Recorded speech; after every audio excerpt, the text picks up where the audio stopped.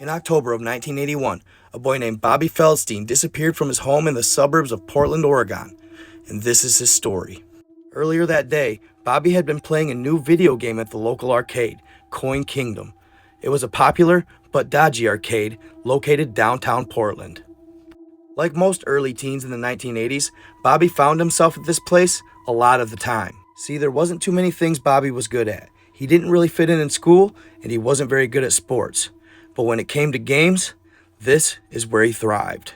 So he would spend hours trying to get the high scores on games like Tempest and Pac-Man, just so he could put his initials at the top of the leaderboard and be recognized by his peers. He was so good at these games, he would occupy all 10 leaderboard spots, and this was actually frowned upon at the arcade. It was known as gloating, but Bobby didn't care. He wanted his name recognized. He wanted to show his classmates that he was good at something. He'd find himself at that arcade daily, trying to break the high scores. One day after school, something strange took place. He saw 4 tall, pale men walk into the arcade, dressed in all black, carrying a new game. The system was unlike anything he had ever seen at the time. It seemed technologically advanced, almost futuristic, but it was all black with the name Polybius on it. He watched the strange men set the game down and pressed a few buttons, turning it on. Then they simply turned around and left. Of course, naturally, all the kids rushed to play it first. They were always excited when new consoles were brought into the arcade. But being the skilled player that Bobby was, he knew to just sit back and observe for the time being. Watch the kids fail and fail again so that you could grasp the new skills and own the leaderboards. He was amazed by the modernized graphics and the updated pixels. It was unlike anything he had ever seen. There were lineups around the block to play it. People were raving about it. But over the next couple days, the crowd died down, and for about a week or so, Bobby had free reign to play whenever he wanted. It was literally all he could think about. He wanted to master that game and be at the top of the leaderboards. And it was the buzz around the arcade during that time. As he and his friends were observing another kid playing the game, he suddenly collapsed and fell to the ground, convulsing.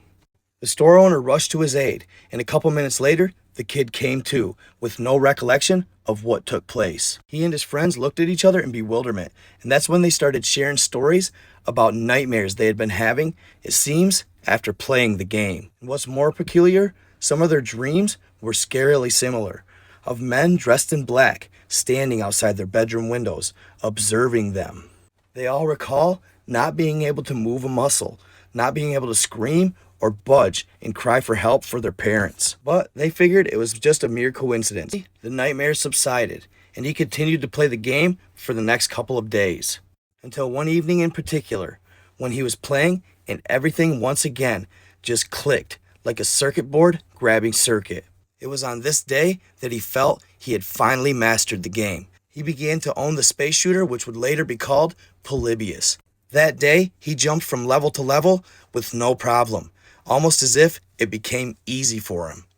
After that day, for the next few weeks, he owned the leaderboards. Polybius was now his game. He conquered level after level, eventually claiming all 10 leaderboard spots. Over these next few weeks, he continued to have strange nightmares, but he didn't attribute them to the game. He just figured it was from watching too many horror flicks on TV. Until one evening, Bobby found himself playing the game, but yet he hadn't died. He was by himself as he jumped into levels he had never seen, or anybody had. But as he skated smoothly through each level, he noticed that his eyes were beginning to really hurt. Moments later, a migraine began to ensue, and he could feel his head throbbing with pain, almost as if his circuits were popping like popcorn. But he continued, tried and true, until suddenly the entire screen blacked out. His character appeared in the middle, and he began firing at what seemed to be invisible enemies. It reached a point that was seemingly impossible, and he fought as long as he could until finally he died. Somewhat relieved that the game was now over, Bobby had a pounding headache, and he felt sick to his stomach. After barely making it home on his bike, he walked through the door and didn't say a word to his parents. He climbed the stairs with every step, feeling like he might pass out. He made it to his bed, his head hit the pillow, he was fast asleep. A few hours later, he woke up with a severe thirst. So he got out of bed, walked down to the kitchen, and got a glass of water. As he was taking the drink, he felt almost as if he was in an alien place, like he was out of body and mind. His house was his house, and he recognized it, but it was all unfamiliar at the same time. Though disoriented, he had this uncanny awareness about it, and that's when he noticed. He slowly glanced to his left, gazing through the dining room window, and there they were. Silhouettes of 3 figures were standing out in his yard, staring at him. Terror swarmed over his body. He wanted to scream for his parents' help, but nothing came out. The figures started towards his front door. He wanted to run, but simply couldn't move, almost as if something had control over him. As they walked past the window, he was petrified with fear. That's when he heard the front door open. As he turned his head to look towards the front door, he realized he couldn't. His entire body was frozen. At this point, he was absolutely terrified. He attempted again to scream for his parents, to no avail. He even attempted to drop his glass of water to draw attention to him, but he couldn't even open his hand. He listens as the footsteps draw nearer to him, all 3 of them grabbing hold of him. As they gripped him, he realized one of the hands felt absolutely foreign. It didn't have all 5 fingers. He passed out. The next thing Bobby knows, he wakes up, and it's pitch black. He can't see anything. He realizes he's tied up and suspended in the air by old vines of some sort. He attempts to yell out, but there's something gagging him, so he can't make any noise. As he's suspended there, terrified, trying to grasp the situation, he hears something across the way. As it makes its way towards him, he can't help but think, is this thing gonna kill me?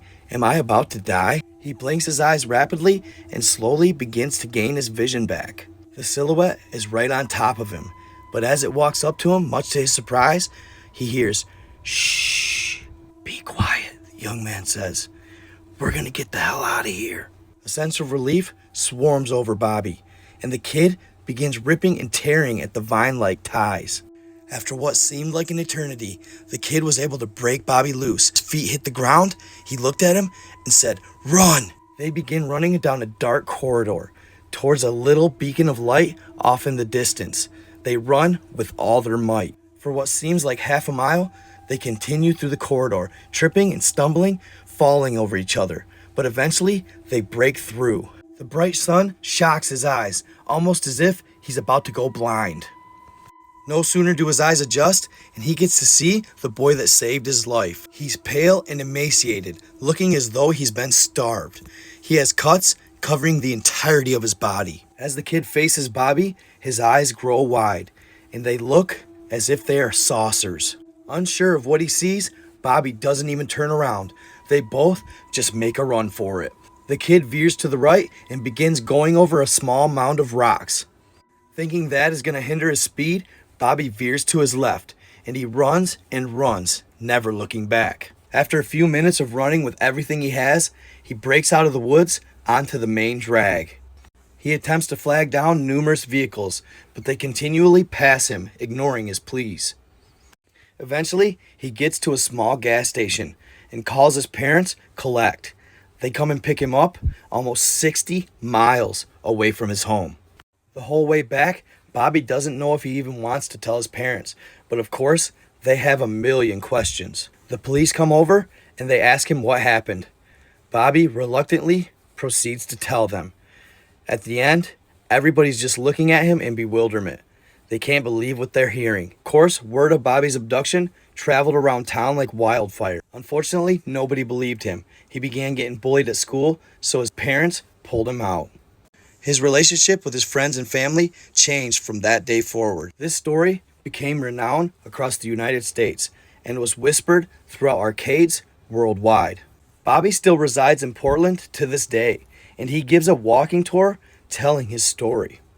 Though it's supposedly been debunked, many have come forward claiming to have played Polybius themselves. And many more actually believe Bobby's story, so he isn't alone. But in the end, we'll never truly know whether the Polybius conspiracy is true or not. So what exactly is the Polybius conspiracy? Well, many believe that it was the government instilling mind control tactics in arcade games, then studying or experimenting with the children who played it the best. Claims from children that played at Coin Kingdom say that men in black, or men dressed in all black who were pale, were the ones that actually brought the game in. And that these men in black would come back periodically and not even collect the coins. They would just plug something in and seemingly retain data from it.